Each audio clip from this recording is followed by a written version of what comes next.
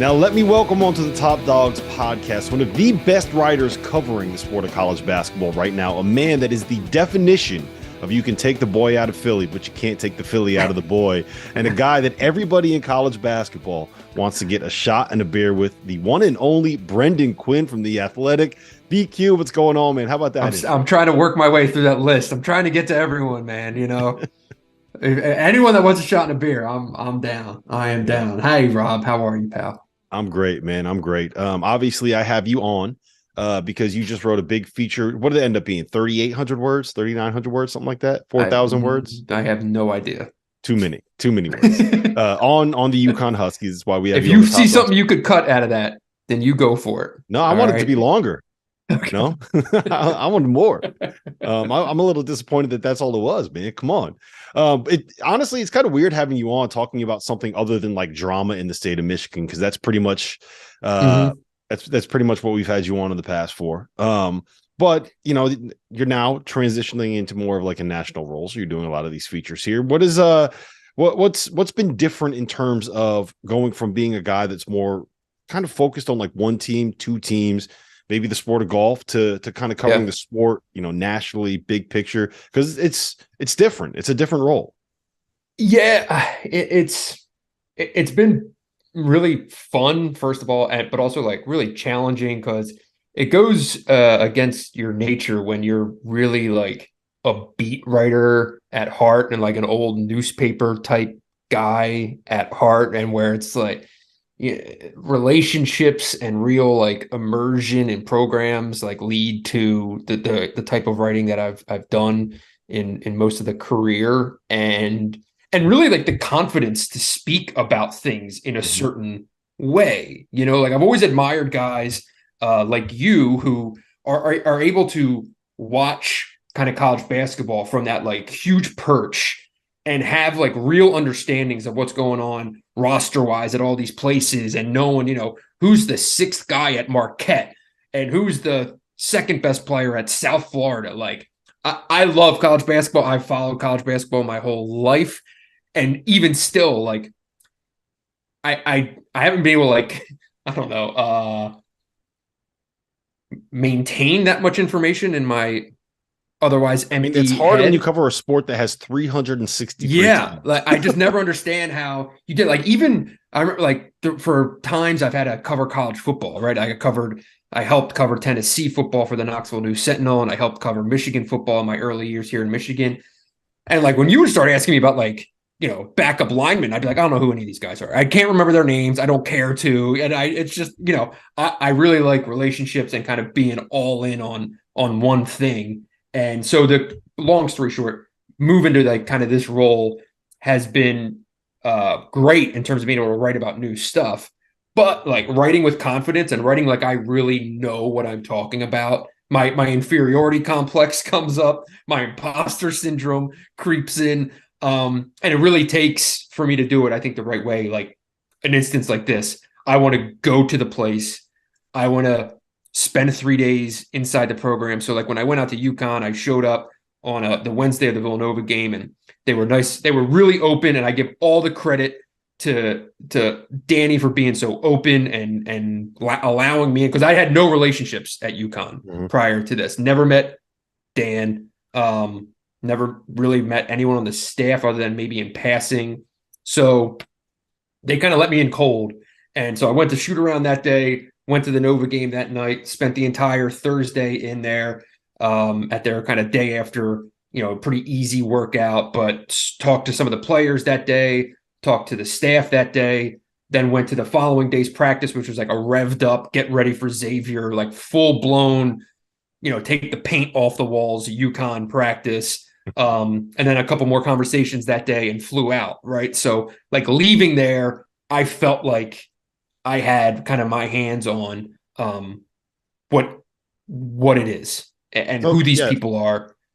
The most impressive part of that piece to me was that you kind of nailed the nuances of what being a UConn fan is, from trying to put together the fact that, like, yes, they have this storied history, to, you know, now you kind of have to rebuild it from scratch from what the AAC years were, to the the issues with having a coach that everybody loves for being crazy, but that sometimes it might just be a little bit too crazy at times. How Let me ask you this: the process for something like this for you? I know it's still a little bit new for you in this role, but like, how do you start with that? Like, what's the first thing that you do? Are you going there and you are just reading beat writers for like the previous week? Are you calling people that know how do you start something like that? Because you covered teams in Philly, you covered Tennessee, you covered Michigan for a whole bunch of years, and you covered golf. UConn's new to you, and it doesn't feel like that when you read this story. Yeah, I mean, a lot of it is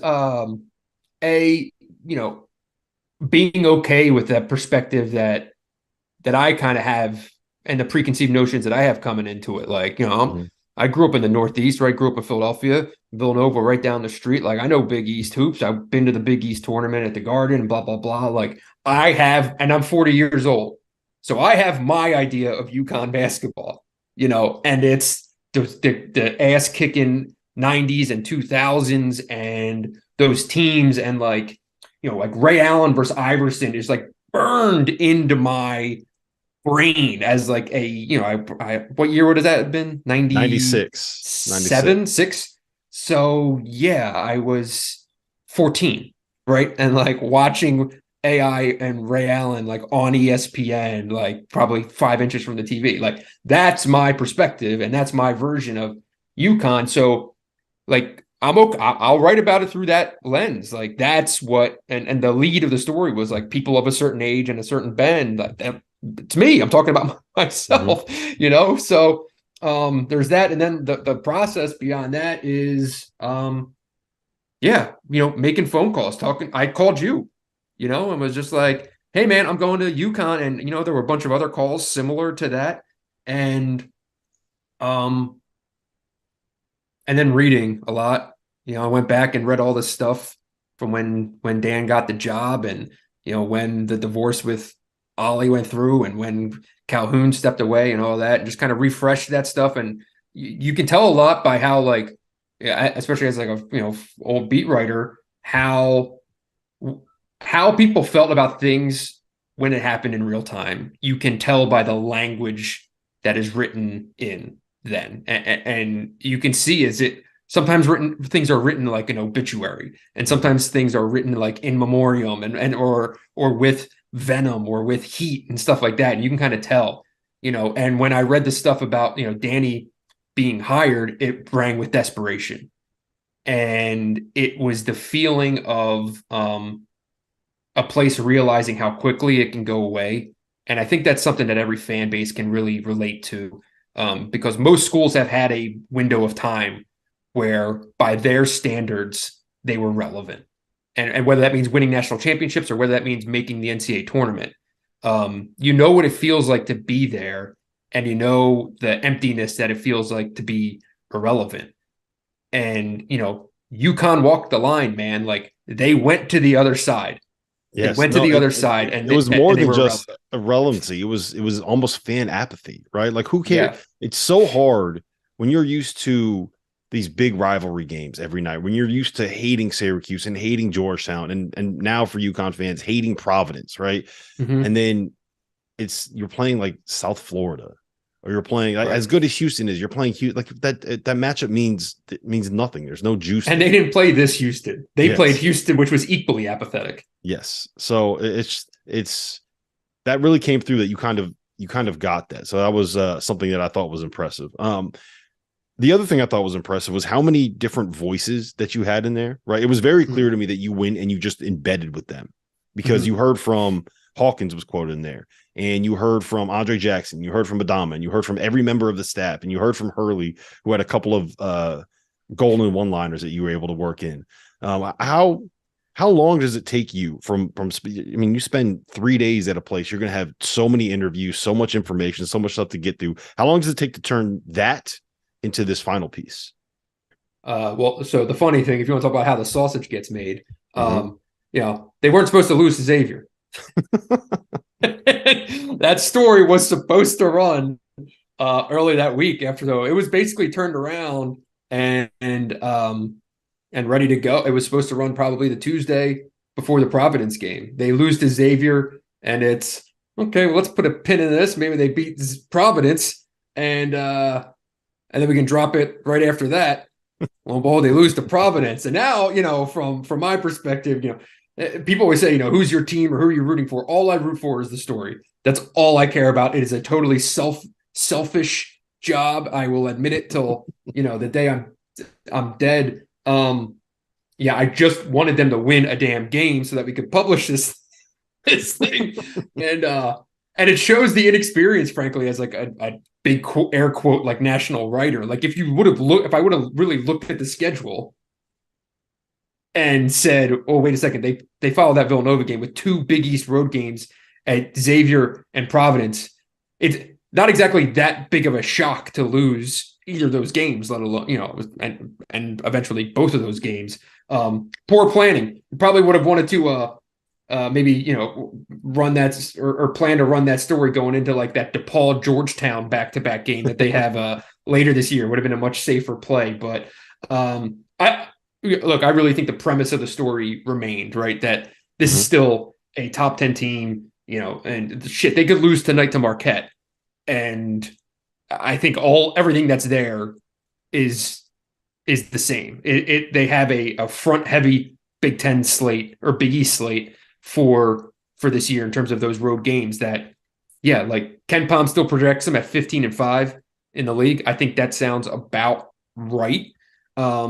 This is what the team is. They just have, the schedule fell this way. But yeah, no, this thing was basically ready to go a week ago.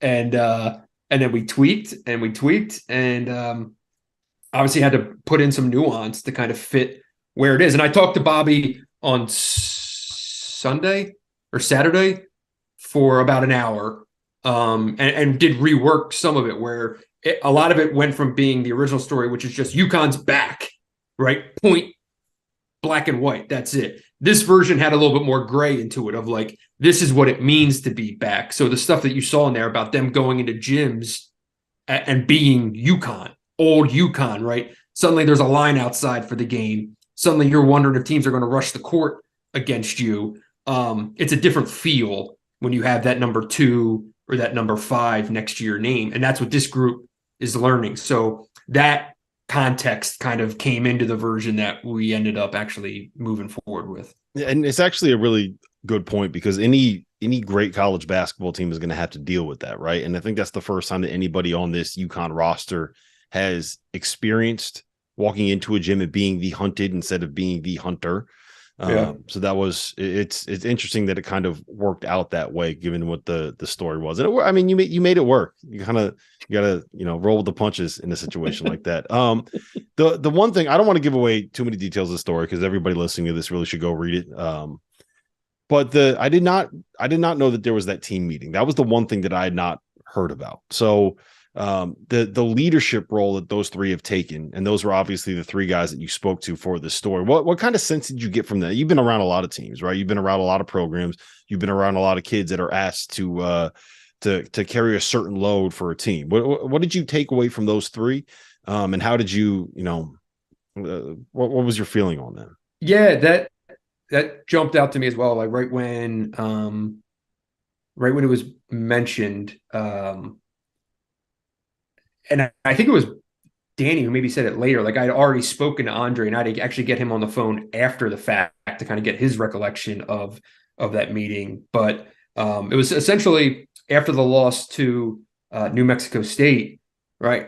Right? When a team suffers a loss like that, it's an immediate fire drill. And then that goes from the fans right through the roster to the parents to everybody. It is, this is a disaster, and you wonder, okay, our players are going to look to leave. Like, what's going to be the response? And actually, the staff, I didn't mention this in the story because there was time and space, but the staff told Dan, like, go step away. Like, you need to go take some days and maybe clear your head after that loss, and let's all come back and we'll reconvene. And he said, no, I'm calling a Monday morning meeting with Andre, Adama, and Jordan. And that's what he did. It was a Monday morning meeting, the four of them. That's it. No one else, no staff, no anybody.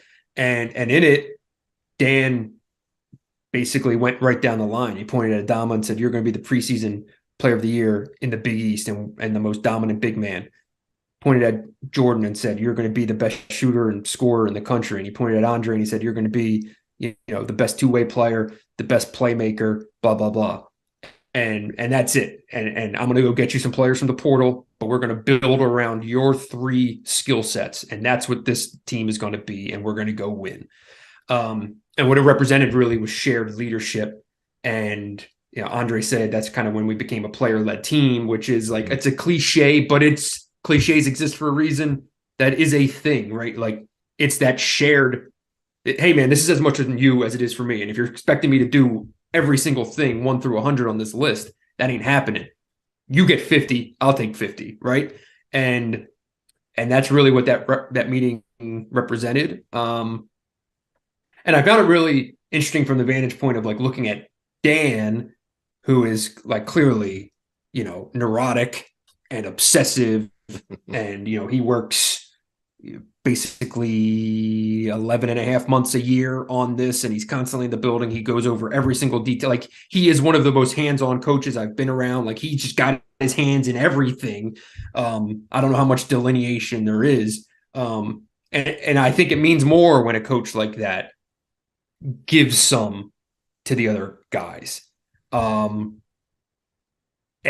they took it and ran with it. And he did, they obviously identified a lot of players in the portal that kind of fit around them and probably came in with the expectations of like working around those guys. Like, I don't know if any of these transfers were walking in, I'm the man, right? Which is much of the portal is looking for. And from that day on, I think everyone kind of really understood what this was going to be. Yeah, and I think you kind of touched on it a little bit, but that to me that's a big moment kind of in the narrative of like the Danny Hurley coaching life cycle, right? And I think it is to a point with every coach, but when college coaches are so detail oriented and so like we need to have things going the way that I'm doing it, and especially with the way that he runs his offense, where it's not like Jay Wright, right? I've gone over this before on the podcast, but they don't necessarily just have concepts. They have set actions that they call. Yeah. And they run this play, and then they run this counter. And then because it worked last time, then they run this counter to the counter. And they have like 50 of those for every set that they have.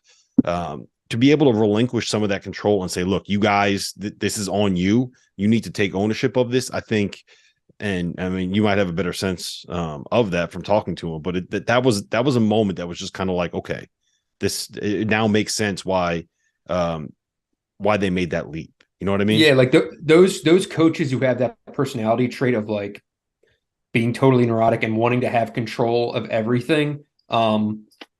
It's tough. A lot of those guys, it's a balance that can sometimes be, it can border on detrimental. And it takes a lot of self-awareness to realize what needs to be distributed. And it kind of reminded me a little bit of when I got to Michigan coaching or covering John Beilein, mm-hmm. His first team that I covered was the 14 team coming off the 13 national championship appearance with Trey Burke. And like, oh my God, he had his hands on everything. And it was just like hyper control. And over the course of me covering him for how many ever years until he left for the Cavs, he brought in defensive coaches and he gave over control of the defense to Billy Donlin and then Luke Yaklich. So suddenly the defense was out of his hands. And then like certain players he gave control to. Like he gave that team to Derek Walton over the second half of the year that they went to the Sweet 16 and lost to Oregon, but it was a really good team that kind of caught fire down the stretch. And you did see like Beilein it certainly wasn't taking both hands off, but like he loosened his grip and it made him a better coach without question. And Dan, I think you see a lot of that. And like even sitting in on the practice, like Luke Murray has a very loud voice in coaching that offense, especially. Like he is very, very involved in like kind of actually leading things and directing things in real time in practices. It is not just 3 assistants sitting there watching Dan Hurley, go up and down the court and call this and call that. And that's not to take anything away from Kamani or Tom, but I'm just kind of using that as an example of it is not solely the Dan Hurley show over there, which is a good thing. I don't think I've seen programs that operate that way, and I don't think it's the way you want it done.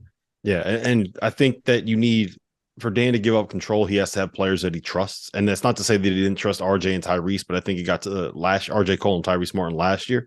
But I think that he saw kind of some of if there was one knock on that on the team last year, and even to a point this year, it's if they can't get something out of what they want to run, then you kind of get to a point where when you need someone to go get you one, they don't really know what to do.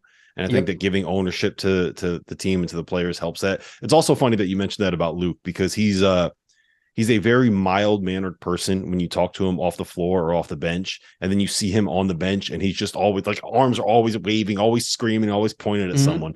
So it's always I always laugh about that. And that's a relationship, right? I mean, that relationship goes all the way back to Wagner. Yes. That is distributional leadership via trust.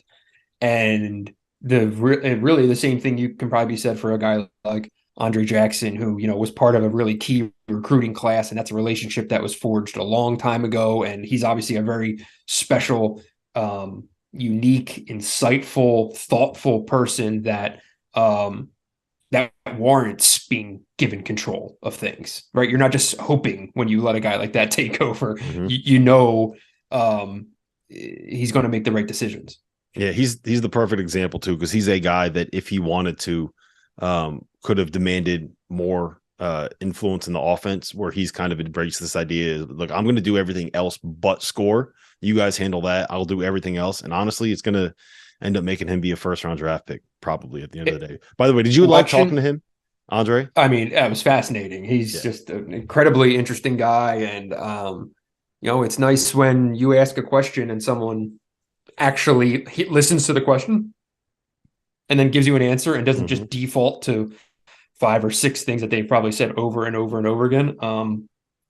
Andre really is a great listener, which I think probably makes him a great leader in that program. And I mean, it was very apparent during that Villanova game where, you sit on the baseline at the XL Center, and I was right next to the UConn bench, and Andre Jackson, a guy who's a junior, a guy who, like you said, it would have been understandable, reasonable for him to come back this year and say, I'm going to be the number 2 to Adama. I'm going to be the guy, blah, blah, blah. Jordan is a sophomore and he can wait his turn. And instead, what I saw that game was Jordan makes a couple threes. Andre's yelling at him to go for 40 that night and is catching the ball and just looking for Jordan coming off any screen, and is going to get him that ball no matter what. And he wants him to take it and shoot it and shoot it and shoot it. And to me, that's when I'm like, that's it. That's the recipe right there. When you have that dynamic amongst your top 3, everyone else falls in line, and then, good things happen. All right. The last thing that I wanted to ask you, I don't know if you caught on to this at all, but there was a little bit of drama with Ryan Kalkbrenner and Adama Sanogo heading into the Creighton game, because Kalkbrenner actually on a Field of 68 podcast called Welcome to the J, our Creighton podcast, was upset that Adama Sanogo was the Big East Player of the Year, and kind of, talked a little bit of trash on the podcast. It was way back in November. I have no idea how the coaching staff found it, but they found it and they played it for the team before the game. And Adama said something about it after the game.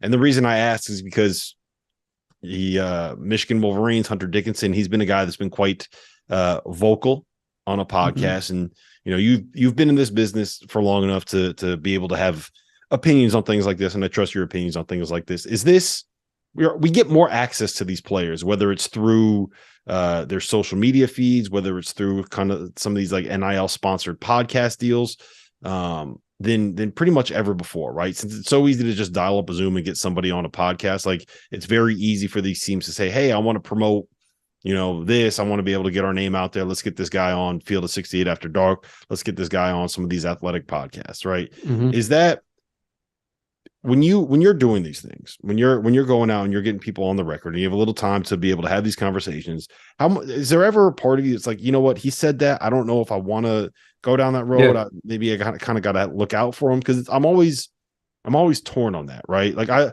love Coach McDermott. Like Rob Anderson is one of the best SIDs out there, and I kind of feel bad that like that became a thing from the network that I started, right? So like, where do you kind of fall on all that? Man, I think it's an awesome question, and it's a really interesting topic in this space right now, because it is, we're all figuring it out as we go, right? Because like I think back on things that people have 100% said to me where I'm like, you know what? I know unless I'm ready to spend the time it's going to take to frame why this person said this and why, as opposed to it just being a standalone quote, I'm just not going to bother, because I'm not looking to burn the guy. It was said to me because we have a relationship. Like I mentioned that, like Derek Walton earlier, right? Like the second half of his senior year, we were having conversations where like if I wrote anything he said, it would have absolutely blown up into a thing. But like I had known him since he was a junior in high school. You know what I mean? And like those are like actual relationships where you're like, I don't need to torch this thing or take this quote that's going to end up becoming news in and of itself. But you're right. This podcast space and the fact that, players now have opportunities, thankfully, to make their own money, can lead to guys putting stuff out there without really thinking things through. And I think there's a difference between someone who says something that is gonna, kind of startle the horses or make people react or whatever, but is said from a really like genuine place, and they're not saying it to be incendiary, and they're not saying it to stir shit, because they know that by stirring the shit then makes the value of the show, then leads to an end game, right? Because that's the selfish way, frankly, of using that space.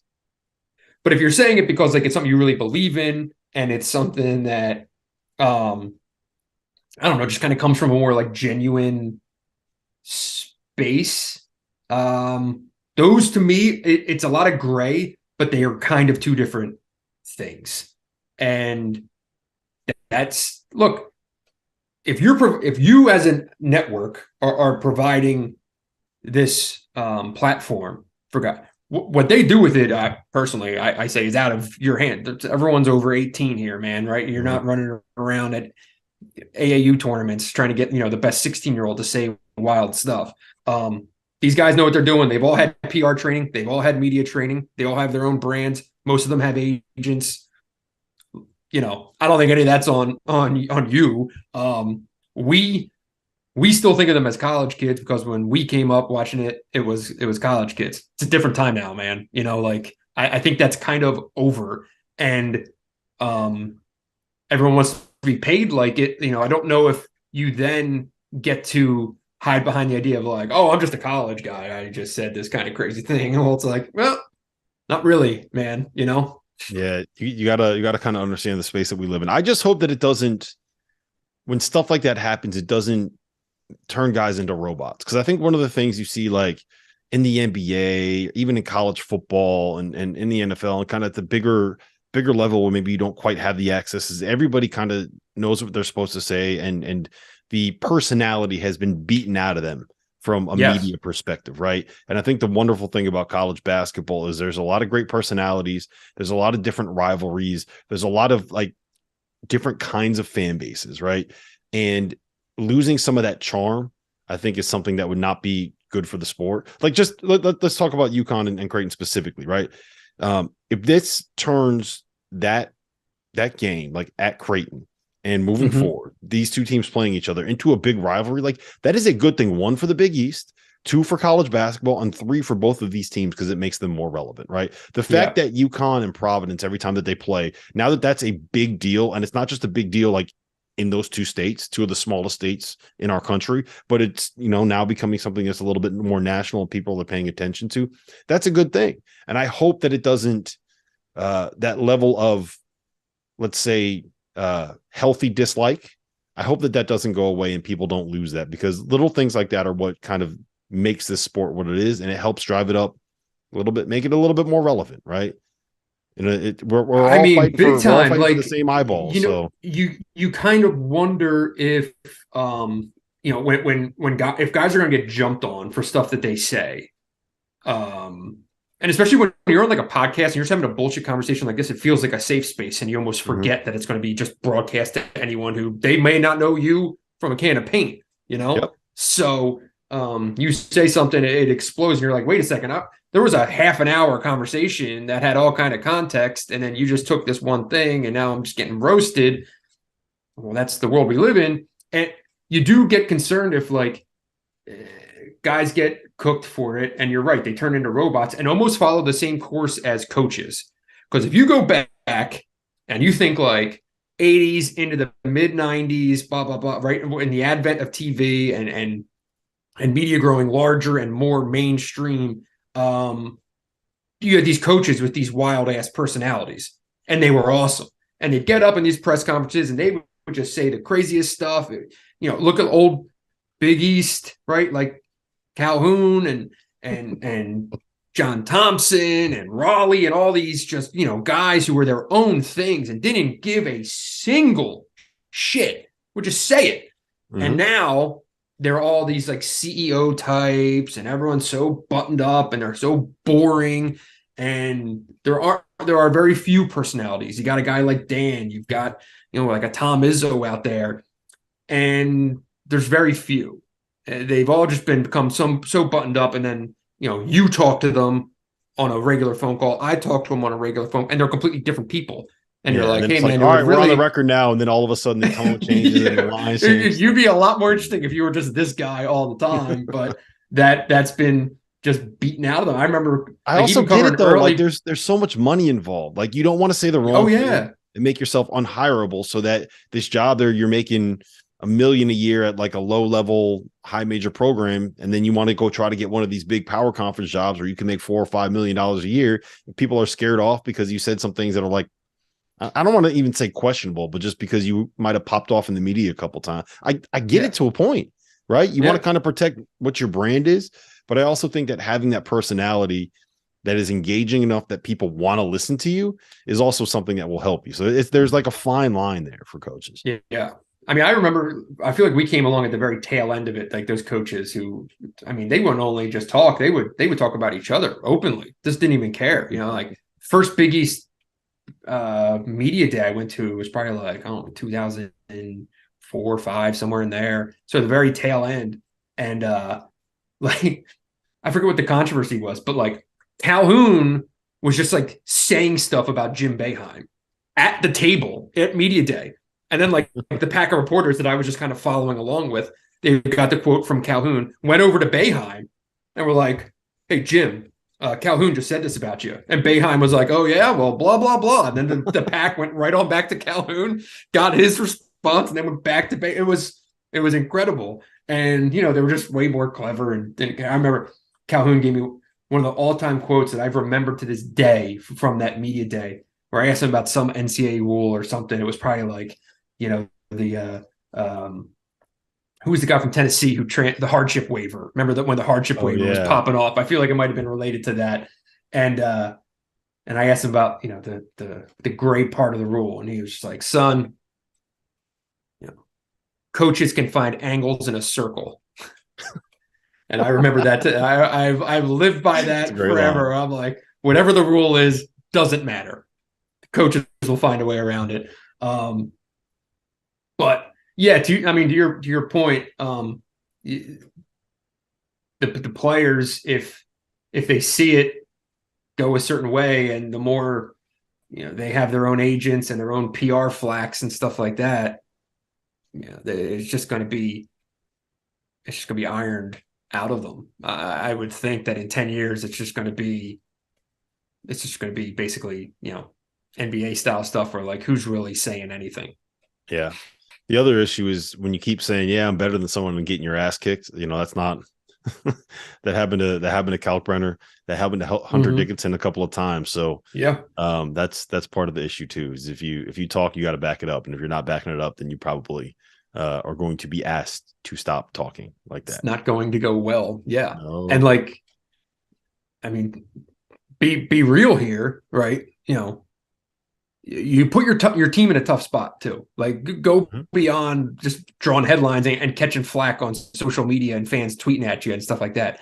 Like you can put your guys in a tough space. Like, does Michigan really feel like dealing with an already angrier Wisconsin fan base when they're going out there in February? Like, no.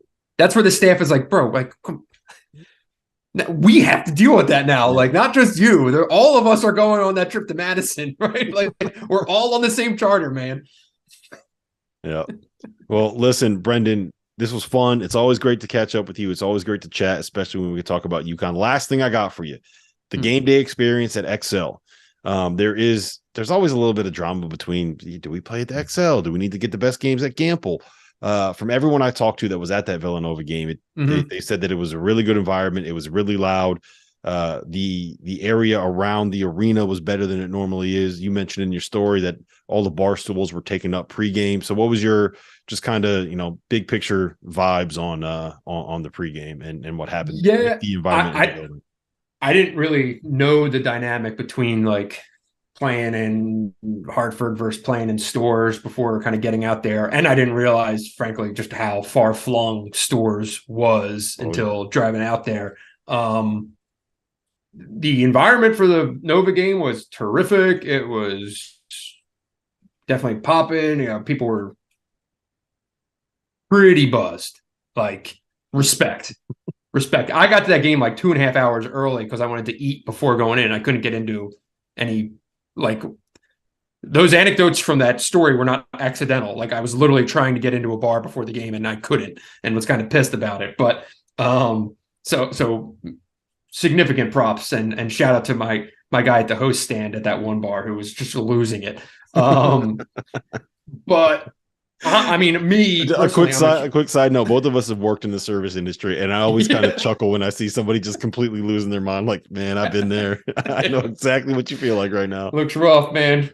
Keep the fight going. The shift ends. Your shift drink is coming at some point, my man.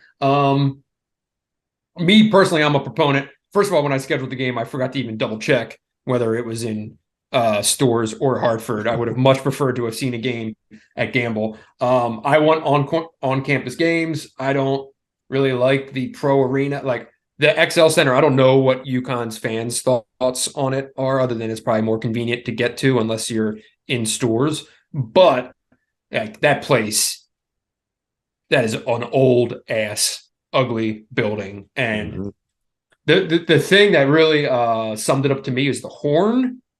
It's like an old hockey horn. It sounds like it sounds like a bottle cap in a garbage disposal. The horn that they like end the half with. They'd be better off with just a dude on the sideline with an air horn, just blasting an air horn, than actually using the old hockey horn in that arena. It's terrible. So yeah, I was really kind of underwhelmed by that building. The fans showed out, so that was cool. The environment was good, but the place is a dump. So, I don't know who's going to put up the $200 million or whatever to rehab that thing. But as long as they're contracted by the state to have to play there, you better hope you're good, because I imagine that place, when it's half empty or there's any apathy among the fans, must be awful to go to a game. Spacious and cold in there when it's not packed to the gills. Yeah, when it's packed to the gills, it gets loud. It's just a dump. That's all. I mean, it's pretty much nailed the same right thing there. with Villanova. You got it summed up, man. You figured it out. You might as well be from West Hartford at this point. I mean, a lot of those dynamics, like every place has its own identity and its own kind of weird little subplots. But like, a lot of things do happen at other places. Like Villanova kind of has the same deal with playing their games in South Philly, that when they're really good, it can be cool, but when they're not, it's just like you're just playing in an NBA arena, and the student section is kind of sprawled out behind the basket, and it's just not like a college environment that you want, like at Assembly Hall or at Mackey or, you know, these places that are just these boxes with seats in it. Like, that's what you want, right? That's the good stuff. And in that case, I'm like, I don't give a shit what the horn sounds like, or if it's a concrete block or whatever. It's awesome, right? Because it feels like a college game. But yeah, I don't really know what the fix is for that. That's a tough deal. Playing 35 miles from your campus is not a minor thing. And I did not really appreciate it until going out there, that kind of challenge. But I also get the fact that no one lives in stores. Yeah. So if you're living anywhere else in the state, the highway doesn't even run to stores. That's crazy to me too. It's all single lane roads. So if you want to go to a game, I'd much rather take the highway to Hartford. If I'm going to take a shot here, the restaurants and bars stopped serving food way too early in Hartford. I felt like, is there like a Quaker influence up there or something that I don't know about? Why does shit close so early? Laws, like everything closes early. I remember in high school on like Saturdays, when I would use the old fake ID to go try to buy beer, we'd be getting ready. It'd be like 7:45, and you're like, oh shit, liquor store's closed in 15 minutes. Close at 8:00. It was 8:00 when I was growing up. You couldn't buy beer after 8:00 on Saturday. I mean, I can't talk too much smack. When I was growing up in Pennsylvania and Philadelphia, couldn't buy stuff on Sundays. So we would buy kegs for the Eagles game on Saturday and stash them. Inevitably, drink get it all. Tuned up on Saturday and bring everyone back to the house. Oh, we got 3 kegs at the house. Bring everyone back to the house, drink them, and then wake up on Sunday. Now there's no beer for the Eagles. We'd have to drive down to Jersey or Delaware to go get more. It's tough, man. Yeah, I've trust me. There's a lot of similarities. These are the struggles we overcome. Growing up in Philly, we had a lot of the same issues. Oh man, listen, Brendan, this has been awesome. Appreciate you taking the time to hang out. If you guys have not read it yet, make sure to go subscribe to The Athletic. I'll drop a link in there so you can read that story. Make sure, at the very least, just go click on it. By the way, I do need to say, it does seem like a lot of UConn fans have come upon it. And I know that, like, I don't know how people view UConn's social media presence. It seems like they're kind of crazy. Kind of. But for me, I mean, I appreciate that. It seems like some people have shared it or liked it, and I've gotten a very slight taste. I'm sure if I write anything bad, they'll just bury me in the ground, and that's fine too. But no, a lot of people have shared some nice notes and stuff like that, and I do appreciate it. So who has said the funniest thing? Because there's a couple of guys out there that are absolutely hilarious and completely out of their minds, and I'm just curious if you've heard. I'd have to go back through the mentions. I don't know. I was checking it out. Like, this was before I walked the dog and stuff. I know a lot of people have latched on to Dan's quote about him just coming right out and saying that they mock other teams when they win, and that kind of adds to the hatred, and that's been embraced, it seems like, by a number of the folks. Now, do they come at you, or what's your relationship like with the I mean, I get along with most of the people. So most of the people on the UConn fans on Twitter are like any other fans on Twitter. They're completely out of their minds, but they just love their team. And as long as you're just like real and we kind of have a normal conversation with a person, even if it's like a fake avatar, then right, it is what it is. The one guy that's I think is probably like the cream of the crop when it comes to the crazies is Mr. Hot Balls, and I believe at the game that you were at, he was the guy that got rolled up in the burrito at the burrito guy. The burrito guy. I remember him. Yeah, he had the wrestling mask on. I'll tell you what, man. I almost I almost got to really know him because his ass almost came right out of his pants when he was getting rolled up in the burrito, which would have been a little bit. I don't know if we need to take the relationship to that level, but I was watching. Yeah. Yeah, I'll tell you this. If you want to get a sense of what UConn Twitter is, he was very proud of that moment that his ass was out. So, that guy, love him. One thing, I'm sure he's loved that story that you wrote, and he is absolutely someone that's going to love that quote from Dan Hurley. One thing I don't have a read on, and that I imagine is an interesting. I know we just keep stopping and restarting this conversation, but whatever. One thing I don't have a finger on the pulse of is out here, right? I write something about Michigan, I get blasted by Michigan State. I write something about Michigan State, I get blasted by Michigan. The ones think I'm a homer for the other. It goes back and forth, right? Whatever. It's a fun waltz. With UConn, like it seems like they're just rivals with everyone, right? Like no one likes UConn. UConn likes no one, but there's no like singular rival. Is that right?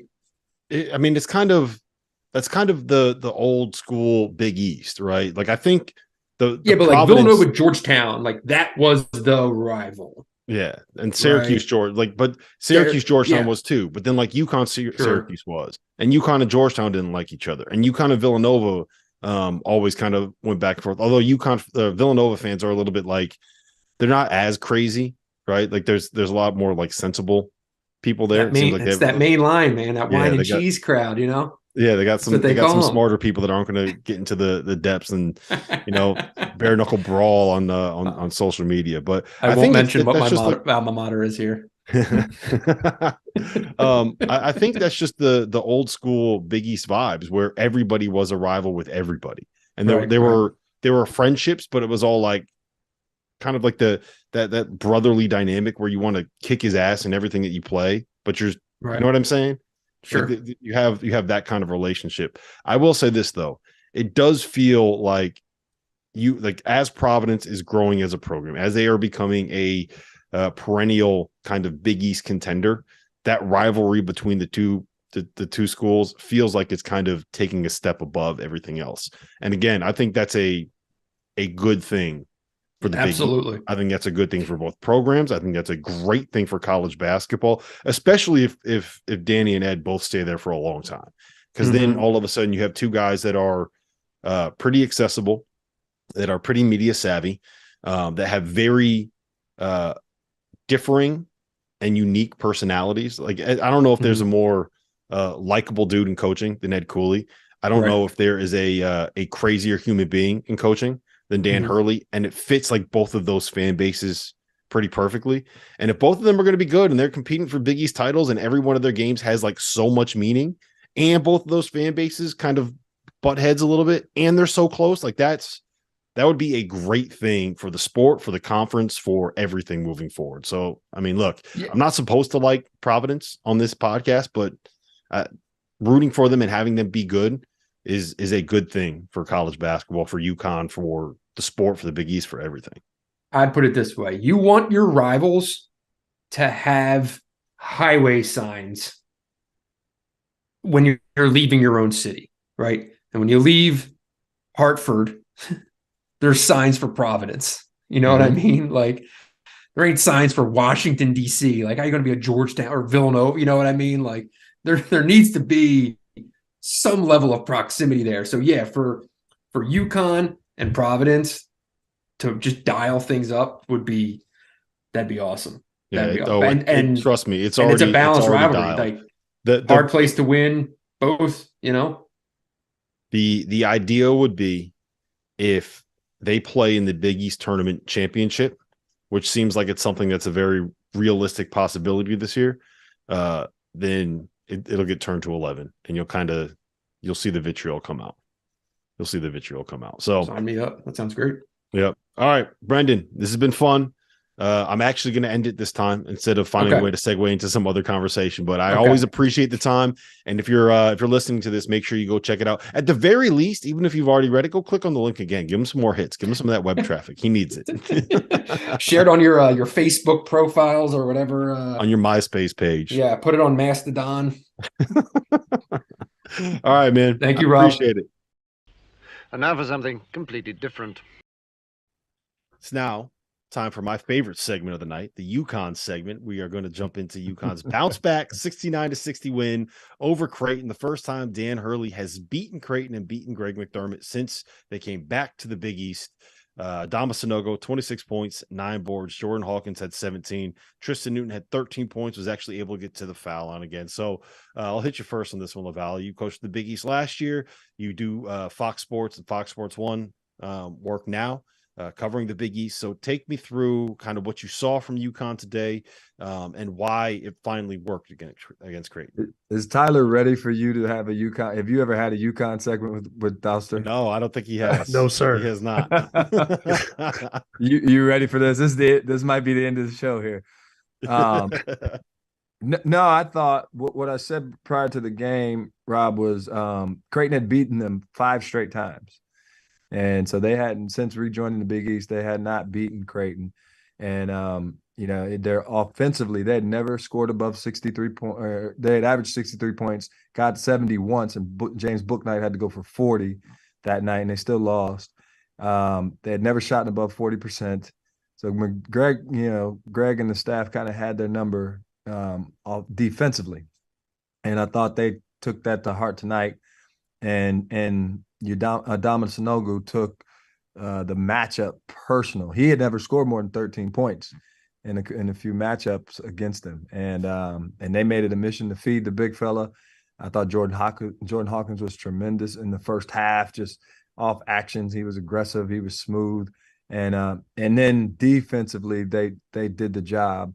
Just forcing everything. There was one point in the game where Creighton they missed like 12 straight shots in the second half, and UConn really buckled down. So I thought it was an important win for them, coming off 2 straight losses, and they stepped up and got it done at home, which you need to protect home court.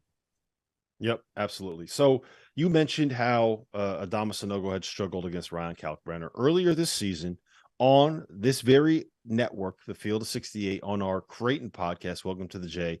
Ryan Kalkbrenner had some things to say about Adama Sanogo that the staff discovered, and the staff played for him before this game to kind of get him fired up a little bit. I think we have that audio right now, Trevor. Big East team is obviously UConn. We've had the teams have had a good rivalry, and then obviously they got Sanogo, who they picked as player of the year. And, I got to bite my tongue a little bit about my thoughts about that selection, but definitely looking forward to that game and seeing what people think about player of the year after that. I have never beaten the team and lost to them every single time I play them. I'd circle that game too. But I don't know, it's just fun to go up against bigs that other people say are good. Me, I don't know about that. But last year I obviously did really, really good against them. And, I'm just looking to repeat that performance because I think they go a long way in proving people wrong for making that selection. So that was interesting from Ryan Kalkbrenner. Tyler, I'm going to go to you first on this one. Have you, one, ever had a situation where a player said something like that in the media before a game? And two, what would your reaction be in that situation if you were hearing it? Well, first of all, I would definitely use it as motivation. So you got to be smarter than that. But also my thing is you should never worry about being picked as conference player of the year or whatever. There's a lot of, conference player of the years, who aren't actually the best player. I think last year, the kid from Wake Forest, and then they had the coach of the year. They didn't make the tournament. So it's not a good indication of overall team performance. But to me, that was just kind of selfish. But also, you never really want to give the team motivation. And, especially who you're going against, especially a guy like Sanogo. I honestly got to give their coach credit for finding it, digging it up and giving it to him, because he had one of his best games of the year. Sometimes you got to learn a lesson the hard way and not talk trash publicly. I didn't know that thing existed until I saw a tweet about it after the game from Dave Borges, who covers the Huskies for CTinsider.com. I had no idea it was on our network. I had no idea it happened. I have no idea how they found it. I think that staff needs to find, get a hobby or two, maybe find something to do in the off season. Laval, as a coach, when you hear this, what would your reaction of this be if this happened on your team? I just don't poke the bear, right? Like, we don't need it's already hard enough to win, and we don't need to give them bulletin board material. To have guys. There's enough of a right. Like those two kids, they're good players. They already have a competitive rivalry. If no words are said, Tyler, I'm sure like you had competitive individual matchups that you wanted to win, and nobody said a word. So you don't need extra fuel on the fire. And Sanogo hadn't been playing. Like he'd been playing. They lost a couple. He hadn't played his best, and now Danny Hurley's trying to find something to get him to level up. And he can go back in the archives and find something like that. So I think as a coach, you try to get your guys. There's just so much access, and guys have so many microphones and cameras, and so many ways to speak their mind, which isn't always a good thing for the team. Yeah, I think Hunter Dickinson is the guy that's finding that out the hard way this season. Honestly, like big picture, putting any UConn bias aside, I think that this is a good thing for the Big East, just because I think having rivalries where there is a healthy dislike between teams, Tyler, that's a good thing for the sport. That's a good thing for the league. When fans are looking forward to seeing UConn go into Creighton and play this game again, because Adama and Ryan Kalkbrenner maybe don't like each other too much. They're probably two big guys in the conference, right? Like that's the kind of thing that gets people intrigued. So I kind of love it. I kind of love that they don't really like each other. Well, as a fan, yeah. You asked me as a coach. Yeah, no, I know. I'm just saying. I just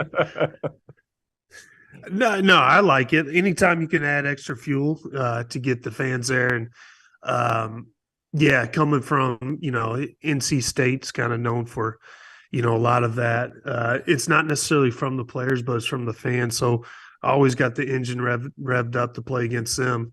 But no, I agree. I mean, it is exciting for us to watch the game, and the fans definitely adds a whole new aspect to it. And I think, Hunter Dickinson, you just talked about it. He's kind of becoming that person that when he goes to away games now, it seems like every fan base is going to be after him. He's going to be one of these guys in college where, people just ain't going to like him unless it's a Michigan fan. I think Michigan fans are starting to get a little bit frustrated too, because he keeps talking, but he ain't doing the winning. Right? They keep losing. They lost again today to Michigan State. Laval, you asked this when we were off air a second ago. I'm going to give you, I swear, my 1 minute take on what got exposed with UConn in Providence. Get it. Let's see if we agree. Go ahead. My thing is UConn is exceptional at the things that you can control based on effort, right? Whether it is the rebounding, the defense, how hard they play, their toughness, and they're really, really good at running like the scripted robotic stuff that Hurley calls. He has so many counters and so many sets and so many ways they can get different shots off different actions, basically off the same setup, right? They're really good at that stuff. But if you scout it well, you figure out what they're running, and you can kind of stop it and switch it and scheme your defense to be able to take it away, then they don't really have a guy that can go get you one. And they don't really get to the free throw line, right? They don't have a guy that can get to the paint and draw contact. And Adama, as good as he is, so much of his damage are like these kind of little fadeaway jump hooks. He's not really going through people. He's not putting his shoulder into people. He's not drawing fouls. So to me, that's the issue, is they don't really have, when what they do well doesn't work, they don't have a guy that can go break you down, get a shot, stop a run, do things like that. They do all the other stuff well. But when it comes to just needing a bucket, being able to give it to a guy and say, get the hell out of the way, you go get us a shot, they don't have that dude. And I think that's what we saw. But big picture, they lost at Providence and at Xavier, who are the two best teams in the conference that aren't named UConn. It's not like the sky is not falling. No, I was saying if we were on the same page, because they asked me on the set, and I said exactly a ball in the hand guy. They had RJ Cole last year when things, when the play didn't work, who can make a play? But two was the four-man matchup. Like today, Kaluma was 5 for 16. So you had Xavier, Jerome Hunter, and Fremantle combined for 26. Bryce Hopkins goes for 27 because they're going at the freshman Caravan at the 4. They went double bigs. They played Sanogo at the 4 to try to match the bully Bryce Hopkins. So now everybody doesn't have a four-man that could expose them, and Kaluma didn't. If he made some of the shots he took into that, he was trying. He just didn't. He wasn't as productive as the other guys.